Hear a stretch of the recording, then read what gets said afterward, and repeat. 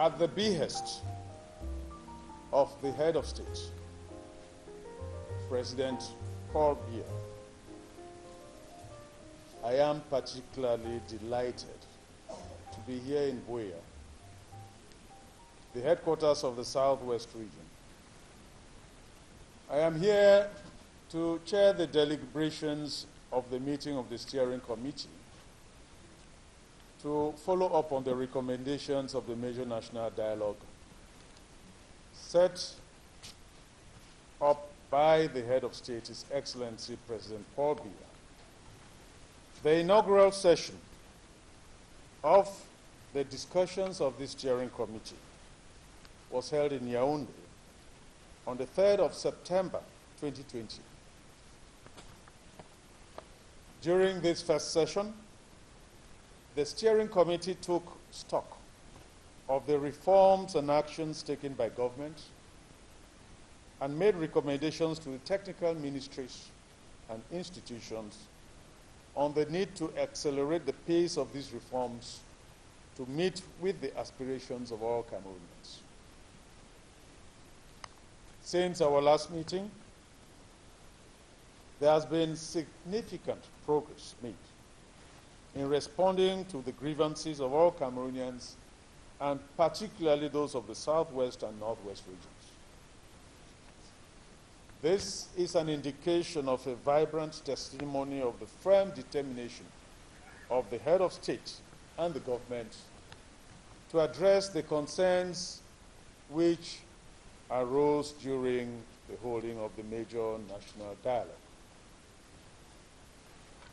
While there is abundant quantitative and qualitative evidence indicating an overall improvement on the socioeconomic and political and security situation on the ground in the Northwest and Southwest regions since late 2020, as can be attested by some key socioeconomic indicators, including and not limited to school enrollment figures, the number of academic institutions which have reopened, the areas of relative security, the restart of economic activity, the gradual return of internally displaced persons, the gradual collapse of the ghost town operations, just to name a few.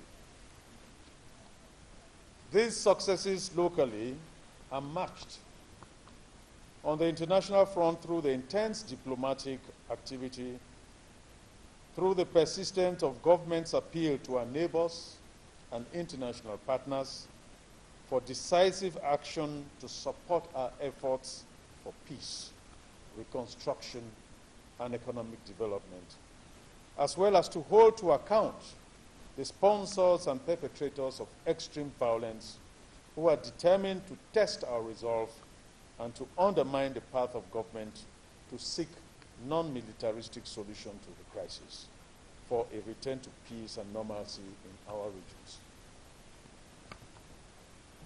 However significant these positive trends are, it ought to be said that there is an emerging trend of violent armed gangs engaging in more elaborate attacks with advanced weaponry.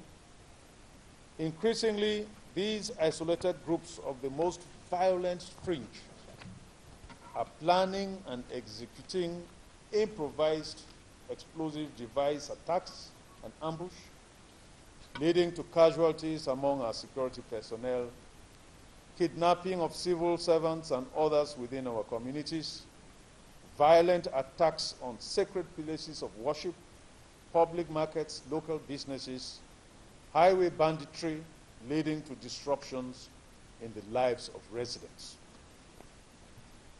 In the same vein, these reprehensible and disruptive activities are a key impediment to the effective implementation of the presidential plan for the reconstruction and development of the Southwest and Northwest regions, particularly in the rural areas where there is acute need for repair of damaged infrastructure, social and medical services, youth empowerment activities, and the return of internally displaced persons, some of whom reside in the most deplorable conditions in our urban centers, including here in BUEA.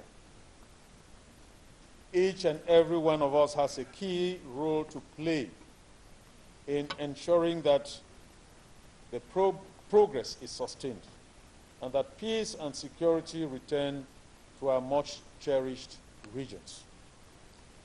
It is only through the collective determination of all the people of the Southwest and Northwest regions, as well as all well-meaning Cameroonians, that efforts of our government towards the implementation of the recommendations of the major national dialogue can take root in our communities and bring about the positive change we all desire. The difficulties and unbearable suffering within our communities has to end. We all have a stake in maintaining the gains towards security and peaceful coexistence among all Cameroonians. Throughout our history, our communities have always lived together in peace and harmony, despite all the challenges and the differences in language, culture, and heritage. We all must work tirelessly to restore this glorious era in our nationhood. Excellencies, distinguished ladies and gentlemen, the work carried on by the steering committee to follow up the implementation of the major national dialogue is clearly defined, among others, to issue strategic guidelines for the implementation of the recommendations, to record opinions and suggestions likely to facilitate the implementation of these recommendations, and to order, as and when necessary, the conduct of activities that could contribute in their effective implementation. In conjunction with the contributions of some technical ministries and institutions, whose representatives constitute the technical unit of the follow-up committee, their duties involve ensuring that the recommendations arrived at during the major national dialogue as transcribed into palpable actions towards irreversible administrative reforms of procedures and processes, towards effective decentralization and devolution of powers to regions. It is therefore important to recognize this firm resolve of government to address the unprecedented challenges to our unity and territorial integrity, and to promote a framework for enhanced political participation, accountability, local governance, and decision-making, which will contribute to transform the political landscape of our country. Permit me, at this point, to briefly elaborate on some of the more significant reforms that have taken place or are taking place. As a key recommendation of the major national dialogue, government tabled the bill to institute the Code on General, Regional, and Local Authority, which enshrines the special status as stipulated and stipulates that, in quote, the law may take into consideration the specificities of certain regions with regard to their organization and function, close the quote.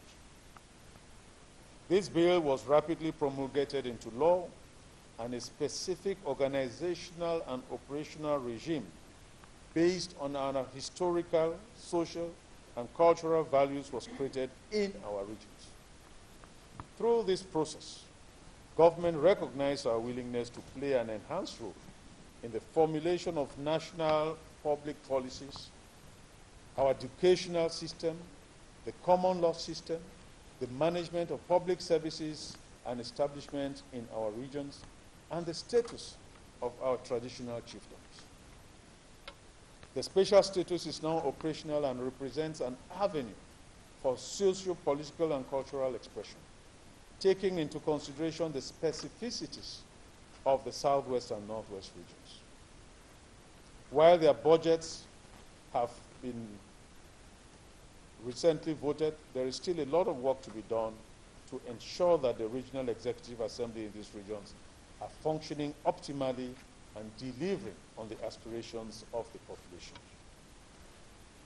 Among the several other initiatives taken by government to address issues resulting from the armed conflict in English-speaking regions, the head of state created a presidential plan for reconstruction and development, PPRD. The aim of the plan is to address the immediate needs of the affected populations in these regions. The goal is to restore social cohesion, to reconstruct and rehabilitate basic infrastructure, and to revitalize the local economy. To ensure transparency in assisting these regions, the government designated the United Nations Development Program, UNDP, as the implementing partner fund manager. Secondly, the passing into law of the bill according special status and its provisions provides a viable legal and administrative framework and further generates a template for government action and international partner involvement. In essence, the special status empowers locally elected officials within the Regional Executive Council to initiate development projects within their communities, to achieve participative democracy, sustainable development, economic opportunity, equality, social justice, and protection of local customs and tradition. This is a key pillar of the National Development Strategy, NDS 2020-2030, and the public needs to understand these incentives and exploit them with the objective of reversing the current trend of socio-economic growth and development in the southwest and northwest regions to usher new investment opportunities, creating new jobs, adding value to local initiatives and products, and overall to promote community-driven development. The third point is that which was proposed by the National Commission on the Promotion of Bilingualism and Multiculturalism. Proposals that turn on amendments to government administrative procedures and that continue to be made. And the much demanded law on the promotion of bilingualism was promulgated by law by the President of the Republic.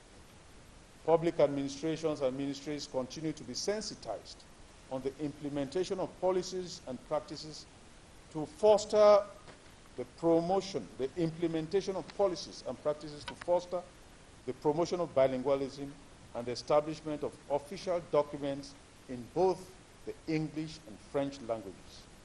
The Commission is extremely busy finalizing the draft bill on multiculturalism, but in the meantime has been very involved in fighting intolerance, bigotry, hate speech, and the social media etiquette suitable for social cohesion and harmony in the entire country. In addition to all of this, the government has created centers for demobilization, disarmament, and reintegration, DDR, as a coordinated political strategy and an integrated approach to peace building and consensus and democratic peace. The head of state, His Excellency President Paul Biya, has granted full amnesty to combatants who voluntarily dropped their weapons and has provided incentives for ex-combatants for their reintegration into mainstream society. Vulnerable groups, displaced persons within and outside our national boundaries continue to receive our government's attention. Resettlement will be pursued as the climate continues to improve. These unstoppable reform processes will continue. I would therefore like to appeal once more to you all to engage vigorously in communicating, in defending, in spreading nationally and worldwide the content of the full extent of these changes and our collective appetite for peace and social cohesion. The once vibrant economic situation of the Southwest region is recovering slowly but steadily. It remains fragile. Agricultural production, which has always been the pride of this region, is yet to return to optimum output. Unemployment of the youth continues to be a preoccupation. In an effort to bring solutions to the issues of youth employment, the chair of the follow-up committee, your humble servant, has ushered in dialogue with JICAM and other private institutions. They have agreed to take on a number of youths from these two regions. Industrial production is slowly on the rise. Life is slowly but gradually returning to normal. A special focus has been paid to alleviate the problems facing the CDC and PAMO, two agro-industrial giants in the southwest regions, as well as our industrial flower Sonara. Erstwhile intractable problems such as the construction of the ring road in the northwest region, as well as the Limbe deep sea port, have started finding solutions. Our rural areas are in need of basic health and social amenities.